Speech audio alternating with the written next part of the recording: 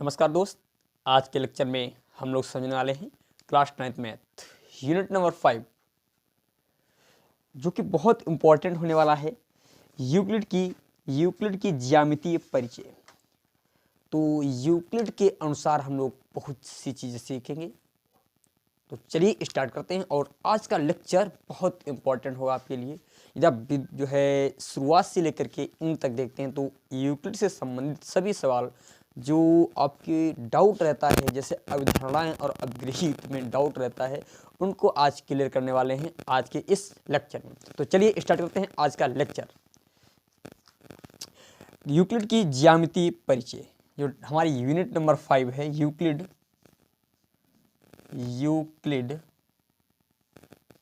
की ज्यामितीय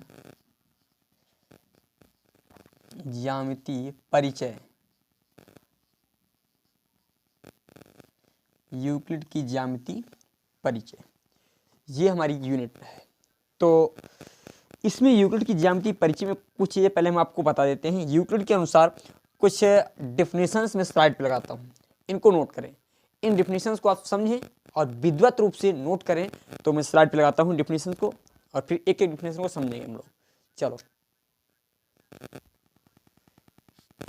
चलो ये स्लाइड पे मैंने लगा दिया है। देखो इसमें पहले डेफिनेशन में क्या बोला गया है। पहले बोला गया बिंदु की। देखिए डेफिनेशन में बिंदु की परिभाषा दी गई है, उसमें क्या बोला जा रहा है स्लाइड पे दिखाई पड़ रहा होगा। मेरा जो है फोटो नहीं आ रहा है, देखिएगा फिर भी समझिए ध्यान से।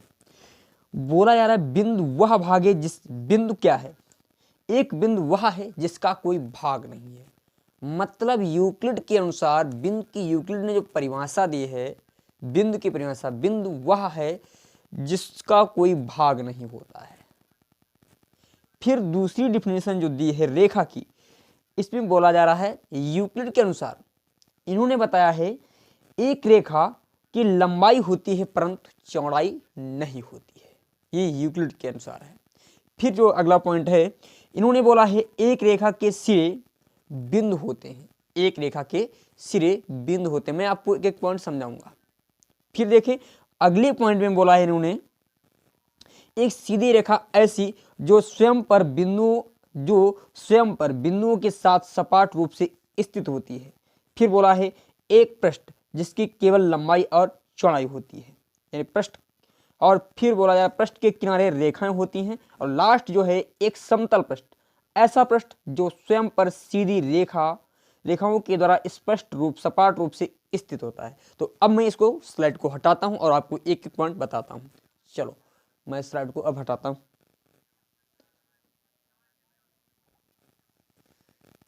चलो मैंने अब स्लाइड को हटा दिया है। तो पहले बिंदु बोला गया था। तो बिंदु क्या है, मैंने बताया था बिंदु। तो बिंदु में बोला गया था कि बिंदु ये, जैसे ये बिंदु है, बिंदु वह है जिसका कोई भाग नहीं होता। मतलब इसका हम कोई भी भाग नहीं कर सकते हैं यूक्लिड के अनुसार। फिर दूसरे पॉइंट में बोला है रेखा के बारे में। रेखा में बताया है कि इसकी एक लंबाई होती है परंतु चौड़ाई नहीं होती है। फिर अगली जो डेफिनेशन उन्होंने दी है, जो ये रेखा, इसके सिरे क्या होते हैं, बिंदु। इन सिरों को हम लोग कहते हैं बिंदु। फिर अगला पॉइंट जो दे रखा है एक सीधी रेखा, जो देखिए एक सीधी रेखा, ये सीधी रेखा दो बिंदुओं पर सपाट रूप से स्थित होती है। फिर बताया है इन्होंने पृष्ठ के बारे में। पृष्ठ क्या होता है, पृष्ठ वह है जिसमें लंबाई, ये लंबाई है, ये और चौड़ाई, ये दो चीजें होती हैं और ऊंचाई नहीं होती। पृष्ठ किसे कहते हैं, जिसमें लंबाई और चौड़ाई होती है, पृष्ठ कहलाता है। लंबाई और चौड़ाई जिसमें है वो पृष्ठ कहलाता है। फिर एक समतल पृष्ठ, इन्होंने समतल पृष्ठ की भी लगभग डिफिनेशन यही दी है। ये तो ही इनके कुछ परिभाषाएं, इनको आप नोट करेंगे। जो मैंने स्लाइड पे लगाया था उसको आप नोट कीजिए, क्योंकि इन्हें समझना बहुत जरूरी है। फिर देखिए इन्हीं परिभाषाओं के आधार पर इन्होंने कुछ अभिगृहित और कुछ अभिधारणाएं। तो अभिगृहित क्या होते हैं और अभिधारणाएं क्या होती हैं, इनको ध्यान से समझेंगे। तो अभिगृहित इन्होंने क्या बताया, देखो अभिगृहित क्या होते हैं ये समझना बहुत जरूरी है। अभिगृहित अवग्रहित यूक्लिड के अनुसार जो अविग्रहित होते हैं, अविग्रहित, उनको कहा गया है जिनका कुछ जो है सामान्य जो सत्य हैं, जो सामान्य रूप से सत्य हैं। अवग्रहित किन्हें कहा गया है? जो सामान्य रूप से सत्य हैं, किसी से उनका ज्यामिति से कोई भी संबंध नहीं है, ज्योमेट्री से उनका कोई भी संबंध नहीं है, सत्य हैं तो सत्य हैं। मतलब एग्जाम्पल के लिए जैसे बताया जाता है कि ये जो कोई पूर्ण होता है अपने समस्त भागों का योग होता है, कोई पूर्ण जो होता है अपने समस्त भागों का योग होता है, ये अविग्रहित हैं, ये हमारे अविग्रहित हैं। मतलब इनका दूर दूर तक ज्यामिति से संबंध नहीं, सामान्य रूप से हैं, ये सामान्य सत्य हैं, यूनिवर्सल ट्रुथ हैं, इनका दूर दूर तक संबंध ज्यामिति से नहीं है। इन्हें हम अविग्रहित कहते हैं। और जबकि अविधारणाएं क्या होती हैं?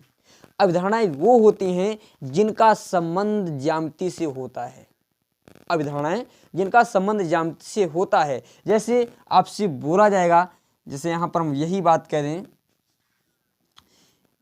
ये कोई दो रेखाएं मान लेते हैं एग्जाम्पल के लिए, कुछ अविग्रहित और अविधारणा में लगाऊंगा भी, इन सभी को नोट भी करना स्लाइड पे। जैसे मैं कह दूं किसी ये दो एक रेखा मान लेते हैं ए बी है, और इसके समांतर हमने एक रेखा खींच दी सी डी, और ए बी के समांतर हमने एक रेखा ई एफ भी खींच दी ई एफ। तो देखिए जब किसी एक रेखा के समांतर दो रेखाएं होती हैं, किसी एक रेखा के समांतर ये वाली भी है और ये वाली भी है, तो ये दोनों परस्पर भी क्या होंगी? समांतर होंगी। यानी ये जो है यूनिवर्सल ट्रुथ होने के साथ साथ रेखागणित से संबंधित है, तो इसे हम कहेंगे अविधारणा। ये क्या है? अविधारणा है। जबकि जो यूनिवर्सल ट्रुथ होता है जिनका संबंध लगभग में रेखागणित से नहीं है, सत्य है, तो उनको हम कहते हैं अविग्रहित और अविधारणा। सिर्फ इतना ही डिफरेंस होता है। अविग्रहित क्या होते हैं? अविग्रहित जिनका संबंध रेखागणित से होता है, और जबकि अविधारणाएं क्या होती है? जिनका संबंध रेखागणित से नहीं होता, सामान्यतः सत्य होते हैं।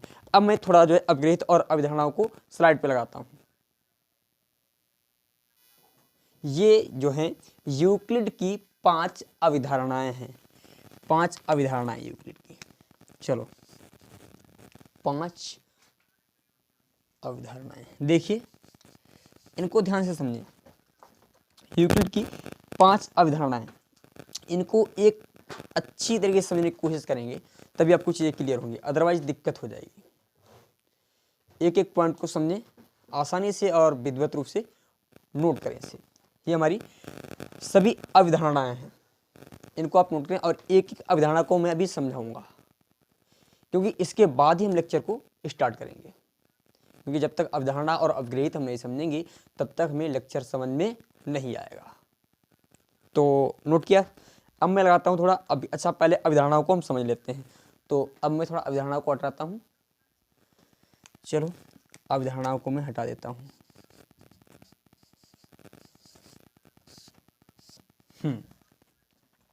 तो पहली अवधारणा हमारी क्या थी? ध्यान से समझिए, पहली अवधारणा हमारी क्या थी? तो जो पहली अवधारणा में बोला गया था, एक बिंदु से एक अन्य बिंदु तक एक सीधी रेखा ही खींची जा सकती है। मतलब ये पहली अवधारणा, भैया अवधारणा रेखा से संबंधित है। ये कोई बिंदु है, अब इस बिंदु से यहाँ पर कोई दूसरा बिंदु स्थित है, तो इस प्रथम अवधारणा के अनुसार इन दोनों, यानी इस बिंदु से कोई यदि रेखा खींचे और इस बिंदु तक केवल एक ही रेखा खींच सकते हैं। ये हमारी है यूक्लिड की फर्स्ट अवधारणा, जो कि रेखागणित से संबंधित है। मैंने बताया था अवधारणाएं क्या हैं जो रेखागणित से संबंधित हैं, और जबकि अविग्रहित रेखागणित से संबंधित नहीं है, वो सामान्य सत्य हैं, यूनिवर्सल ट्रुथ हैं। सिंपल सी बात समझे। ये हमारी पहली अवधारणा है, यानी किसी एक बिंदु से दूसरे बिंदु तक केवल एक ही रेखा खींची जा सकती है। फिर दूसरी जो अवधारणा है उसमें बोला गया है एक शांत रेखा को अनिश्चित रूप से बढ़ाया जा सकता है। देखो शांत रेखा, ये हमारी शांत रेखा है। इसे अनिश्चित रूप से हम इधर भी बढ़ा सकते हैं और इधर भी बढ़ा सकते हैं। ये दूसरी अवधारणा है, किसी एक शांत रेखा को अनिश्चित रूप से दोनों तरफ बढ़ाया जा सकता है।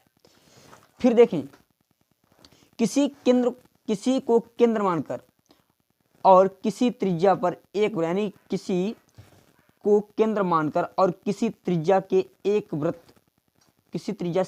वृत्त खींचा जा सकता है। मतलब ध्यान से समझो, इनके कहने का मतलब ये है, ये थर्ड जो अवधारणा है, अवधारणा को समझेंगे एक एक अवधारणा। जो थर्ड अवधारणा है कि ये कोई केंद्र है। अब मान लेते हैं, अब क्या हमने त्रिज्या बढ़ ली 5 सेंटीमीटर, तो 5 सेंटीमीटर त्रिज्या का इस बिंदु से केवल एक ही वृत्त खींचा जा सकता है।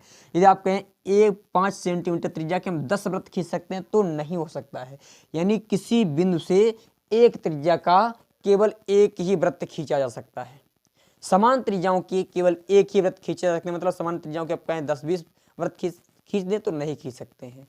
इस पे ओवरलैपिंग कर सकते हैं, ओवर राइटिंग कर सकते हैं और वृत्त आपका एक ही रहेगा।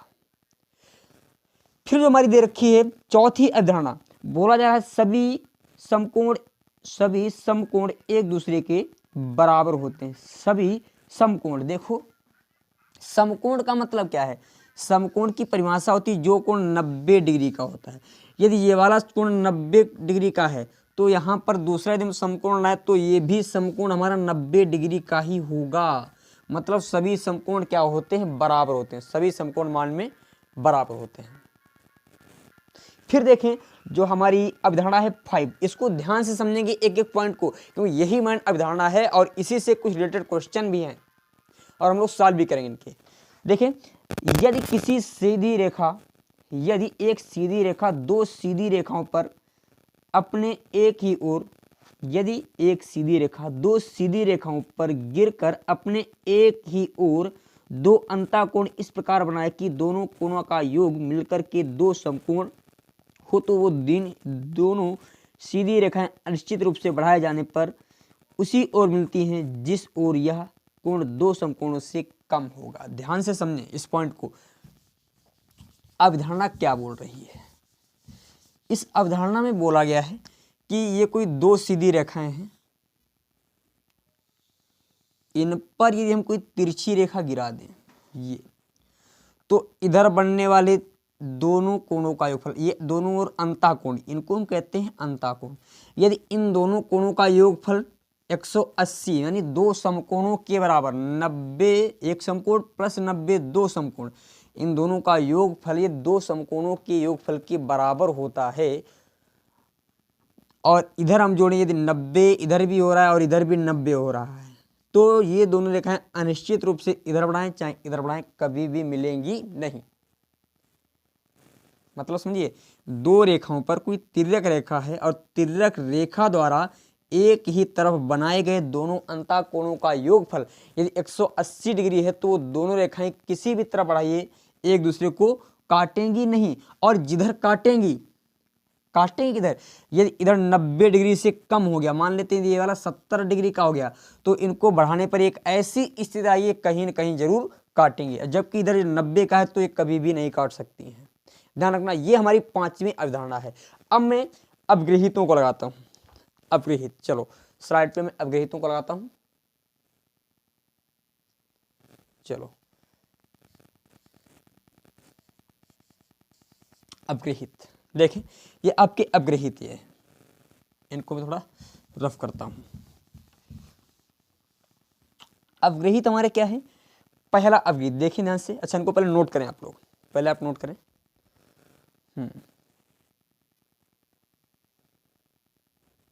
चलो तो अब मैं इनको स्क्रीनशॉट लेना पहले इसका। चलो अब मैं स्लाइड से हटाता हूँ उन्हें, स्क्रीनशॉट लीजिए।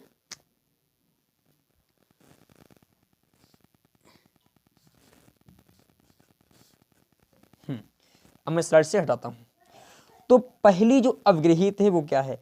वे वस्तुएं जो एक ही वस्तु के बराबर हों तो एक दूसरे के बराबर होंगी। मतलब ध्यान से समझिए, यदि मैंने एक ग्लास ले लिया, ये पहली अवधारणा है, और ये ग्लास यदि इसमें 1 लीटर पानी आ रहा है, यदि इस ग्लास में 1 लीटर पानी आ रहा है और कोई दूसरी ग्लास है, और मान लेते हैं ये कोई हमारी दूसरी ग्लास है और इस दूसरी ग्लास में भी 1 लीटर पानी आ रहा है, इसमें भी 1 लीटर पानी आ रहा है, और यहाँ पर कोई तीसरी ग्लास भी इसके बराबर है, इस वाली ग्लास की ग्लास 1 के बराबर है, 1 के बराबर बी है और 1 के बराबर हमारी सी भी है। ये कोई दूसरी मान लेते हैं, ये ग्लास है, ये हमारी सी भी है। तो हम ये कह सकते हैं जब ये ए के बराबर बी है और ए के बराबर हमारा सी भी है, तो यहाँ पर प्रथम अब जो है अभिगृहित के अनुसार बी और सी दोनों बराबर होंगे, यही हमारी प्रथम अभिगृहित है। दूसरी अभिगृहित में यदि दो बराबरों को बराबरों में जोड़ा जाए तो पूर्ण भी बराबर होगा। देखो ध्यान से, दो बराबरों को बराबरों में जोड़ा जाए, इसको ध्यान से समझिए। मतलब 45 और 45 ये दो बराबर संख्याएं हैं और इनमें कोई बराबर संख्या जोड़ दी, इसमें भी हमने 5 जोड़ दिया और इसमें भी हमने 5 जोड़ दिया, तो जो योगफल होगा वो भी हमारा क्या होगा, बराबर होगा। दो बराबरों में बराबरों को जोड़ा जाए तो पूर्ण भी बराबर होगा। ये हमारी है अवगृहित सेकंड। फिर इसके पश्चात अवगृहित थर्ड देखिए, यदि बराबरों में से बराबरों को घटाएं तो शेषफल भी बराबर होगा। बराबर ये हैं ये दोनों, और बराबरों में से बराबर को घटा दिया, मतलब देखो ये 5 भी बराबर हैं और ये 45 भी बराबर हैं। तो यहाँ पर जो घटाना जो हमें प्राप्त होगा, मतलब इनका जो है सब्सट्रैक्शन प्राप्त होगा, तो हमें वो भी बराबर ही प्राप्त होगा। ये हमारी थर्ड अवधारणा है, थर्ड अवगृहित है। इसके पश्चात जो फोर्थ अवगृहित है, वे वस्तुएं जो परस्पर संपाती हों और एक दूसरे के बराबर, जो परस्पर संपाती हों एक दूसरे के बराबर होती है। वे वस्तुएं जो परस्पर संपाती, देखो भैया मतलब एक जैसी। अब हम चौथी अवधारणा को देखते हैं। चौथी अवधारणा हमारी क्या है, ध्यान से, थोड़ा वीडियो जो इशू हो गया था इसीलिए। चौथी जो अवधारणा है हमारी, उसमें बोला वो वस्तुएं जो परस्पर संपाती हों एक दूसरे के बराबर होती हैं। मतलब ये कोई हमने त्रिभुज बना लिया, त्रिभुज क्या, हम क्योंकि रेखाखंड से इनको लेना देना है नहीं कुछ, तो हम थोड़ा पात्र ही बना करके समझाते हैं। ये कोई एक पात्र है, ठीक है, ये मान लेते हैं ग्लास ही है ये, और ये दूसरा ग्लास है। यदि इस ग्लास की ये वाली भुजा, ये वाली जो कोर है इस वाली कोर के बराबर हो, ये वाली कोर इस वाली कोर के बराबर है, और ये आधार इस आधार के बराबर हो, तो ये दोनों ग्लासें एग्जैक्ट क्या होंगी, बराबर होंगी। ये हमारी अवधारणा नंबर 4 है, चौथी अवधारणा है। इसके पश्चात पांचवी अवधारणा को समझेंगे। जो पांचवी अवधारणा है, पूर्ण अपने भाग से बड़ा होता है। पूर्ण अपने भाग से बड़ा होता है, ध्यान से समझो, ये भी यूनिवर्सल ट्रुथ है, ये यूनिवर्सल ट्रुथ होती हैं, क्योंकि अब जो अभिगृहित हैं इनका लेना देना तो नहीं है, परंतु यूनिवर्सल ट्रुथ है। देखो ये जो हमारा भाग है, मान लेते हैं गोला, और इसका एक भाग मान लेते हैं हमने निकाल दिया जरा सा, इतना भाग ये, तो इतना भाग ये हमारा निकला है यहाँ पर इतना, ये देखो ये ऐसे निकाल लिया हमने यहाँ पर, तो ये इस गोले का एक भाग है। तो पूर्ण ये है, ये हमारा क्या गोला तो पूर्ण है, परंतु ये इसका क्या है, एक भाग है। तो ये अवधारणा बोली गई है, जो पूर्ण होता है वो हमेशा अपने किसी भाग से भी क्या होता है, बड़ा होता है। भैया ये ग्रेटर देन है इस वाले भाग से, चाहे आप यहाँ पर आधा लेकर आ जाते तब भी ये पूर्ण क्या होता, हमारा बड़ा होता। मतलब जो पूर्ण होता है अपने किसी भी भाग से हमेशा बड़ा होता है। और अभिगृहित नंबर 6 जो दे रखी है, एक ही वस्तु के दो गुने परस्पर, एक ही वस्तुओं के दो गुने परस्पर बराबर होते हैं। एक ही वस्तुओं के दुगुने परस्पर बराबर होते हैं। देखो भैया ध्यान से समझो, एक ही वस्तु के दुगुने, जैसे कोई एक वस्तु है, जैसे मान लिया ये कोई, मान लेते हैं 1 किलो चावल है, 4 किलो चावल, इसका 2 गुना 8 होगा।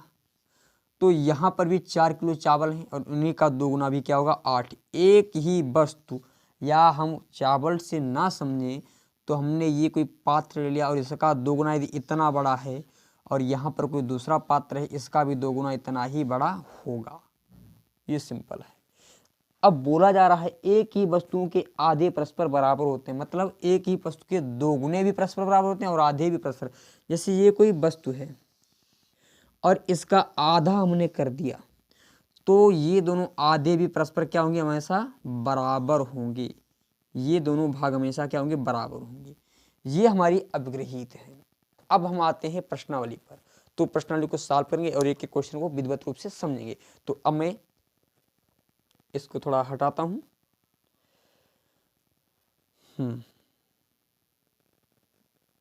चलो क्वेश्चन लगाते हैं। पहला क्वेश्चन आपकी स्लाइड पे। पहला क्वेश्चन आपकी स्लाइड पे देखें। चलो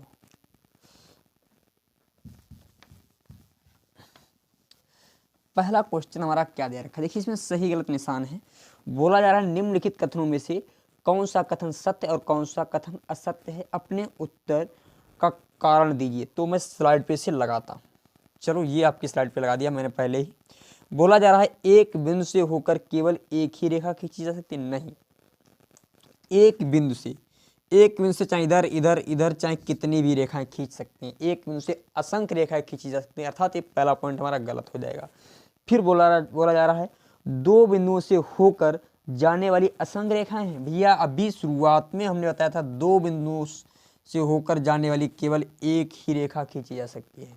दो बिंदु से होकर जाने वाली केवल एक ही रेखा खींची जा सकती है। फिर बोला जा रहा है एक शांत रेखा को दोनों ओर अनिश्चित रूप से बढ़ाई जा सकती है। हाँ बिल्कुल सत्य बात है, ये हमारी अवधारणा भी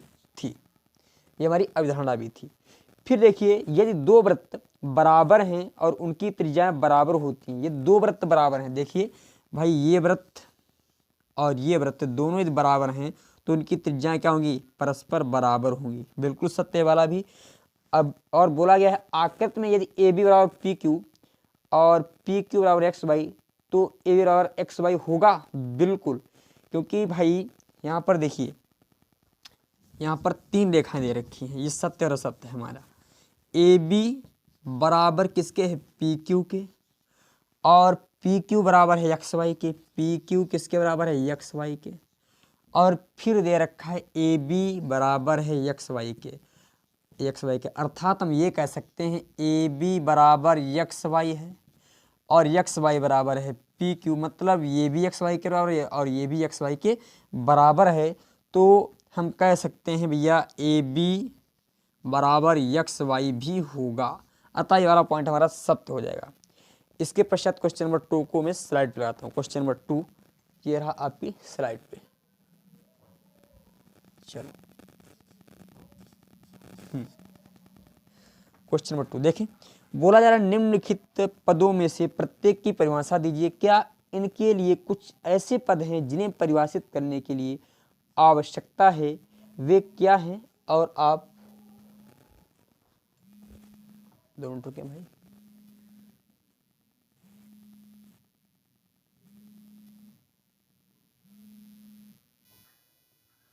तो देखिए उससे ध्यान समझिए।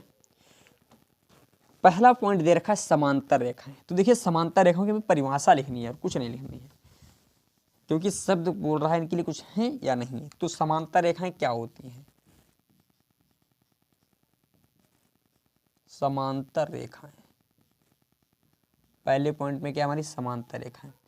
तो बोला जा रहा है इनके लिए शब्द हैं। तो समांतर रेखाओं के लिए हम क्या लिखते हैं, वे रेखाएं जिनके बीच की दूरी हमेशा बराबर रहती है, जिनके बीच की दूरी परस्पर क्या रहती है, बराबर रहती है, वे समांतर रेखाएं कहलाती हैं। या हम सिंपल सी बात ये कहें किन्हीं दो रेखाओं को यदि कोई तीसरी रेखा प्रतिच्छेदित करती है, किन्हीं, बात को ध्यान समझेंगे, किन्हीं दो रेखाओं को, यदि किन्हीं दो साथ साथ में चलने वाली दो रेखाओं को कोई तीसरी रेखा प्रतिच्छेद करे और उसके द्वारा बनने वाले अंतःकोणों का योगफल दो समकोणों के बराबर हो, ये दोनों तरफ, उसके दोनों इधर भी दोनों तरफ बनने वाले अंतःकोणों का योगफल दो समकोणों के योगफल के बराबर हो, मतलब इधर भी 180 हो जाए और इधर भी 180 हो जाए, तो वो दोनों रेखाएं परस्पर क्या होंगी, समांतर होंगी। क्या लिखेंगे, किन्हीं दो रेखाओं पर यदि कोई तिर्यक रेखा खींची जाए, उसके द्वारा बनने वाले दोनों तरफ के अंतःकोणों का योगफल 180 180 अंश, मतलब दो बार लिखना 180 अंश हो तो वो दोनों रेखाएं परस्पर क्या होंगी, समांतर होंगी। ठीक है, ये हमारा पहला पॉइंट। फिर बोला लंब रेखाएं, तो लंब रेखाएं क्या होती हैं, ये तो समांतर रेखा की परिभाषा स्वयं लिख लोगे। लंब रेखाओं में क्या है, सब पॉज करके प्रेम से लिखें। यदि किसी दी हुई सीधी रेखा पर कोई रेखा इस प्रकार प्रतिच्छेद करे, किसी दी हुई रेखा को, किसी एक दी हुई रेखा को या किसी दी हुई दो समांतर रेखाओं को, दो समांतर रेखाओं को कोई रेखा इस प्रकार प्रतिच्छेद करे कि उसके द्वारा बनने वाले दोनों तरफ के बनने वाले प्रतिच्छेद बिंदु पर बनने वाले कोण, यानी दोनों तरफ के इधर का भी और इधर का भी कोण 90 डिग्री हो तो वो रेखाएं परस्पर लंब रेखाएं कहलाती हैं। क्या कहलाती हैं, परस्पर लंब रेखाएं। इधर भी 90 डिग्री तो इधर भी 90 डिग्री होगा और इधर भी 90 डिग्री होगा, और यही यहाँ पर भी 90 डिग्री, यहाँ पर भी 90 डिग्री, और यहाँ पर भी 90 डिग्री, और यहाँ पर भी 90 डिग्री होगा। फिर बोला जा रहा है रेखाखंड क्या है, तो देखिए रेखाखंड की परिभाषा, रेखाखंड ध्यान समझिए। रेखाखंड क्या होता है, रेखा का वह भाग जिसकी लंबाई क्या होती है, निश्चित होती है, जिसकी लंबाई निश्चित होती है, जिससे हम किसी भी तरफ बढ़ा नहीं सकते हैं, रेखाखंड कहलाता है। किसी रेखा का वह भाग या वह रेखा जिसकी दोनों तरफ से लंबाई निश्चित होती है, जिससे हम बढ़ा नहीं सकते हैं, रेखाखंड कहलाता है। अगले पॉइंट में समझेंगे। अगला पॉइंट जो दे रखा वृत्त की त्रिज्या, वृत्त की त्रिज्या ध्यान से समझेंगे।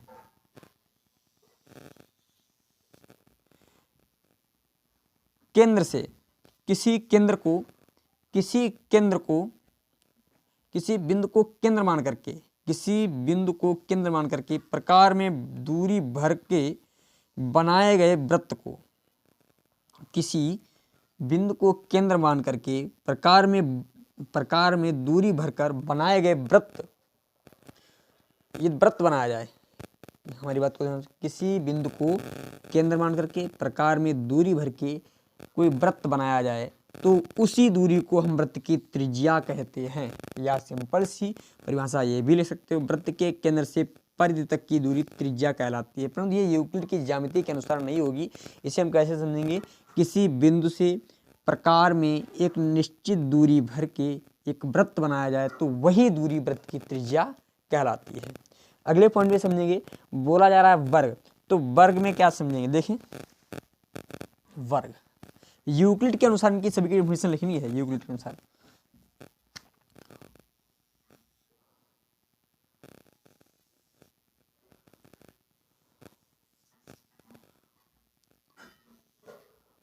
उन चार रेखाओं का,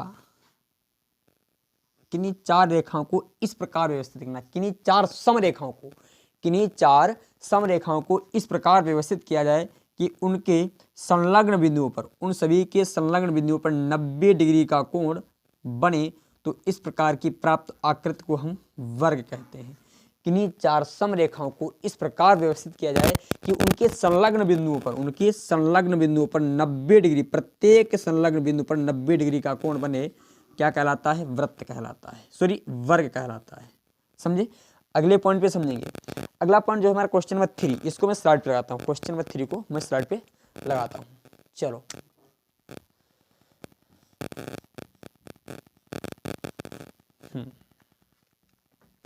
देखिए ध्यान से, इसको मैं स्लाइड पे लगाता हूँ।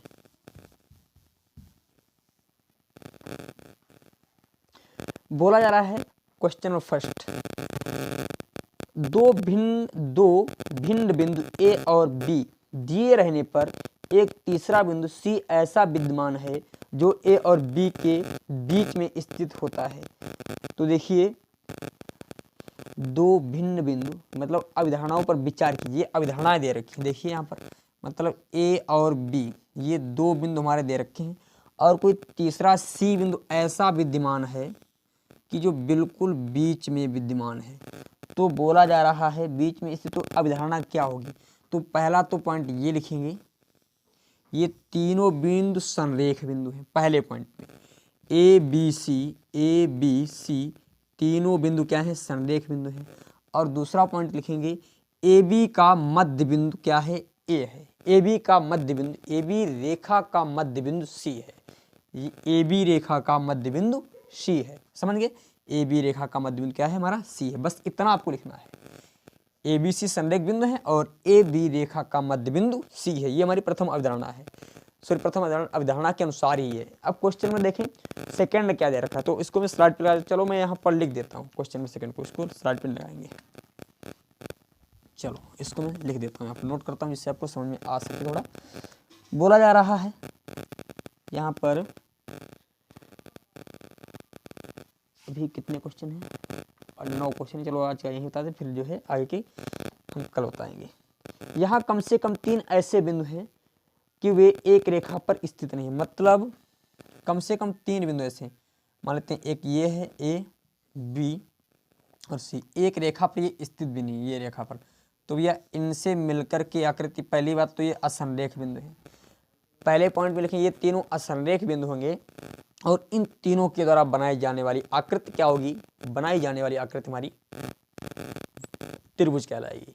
और आज का लेक्चर हमारा यहीं तक, और थोड़ा समय के कारण मैं थोड़ा आज नहीं बना पाया हूँ कुछ इश्यू के कारण।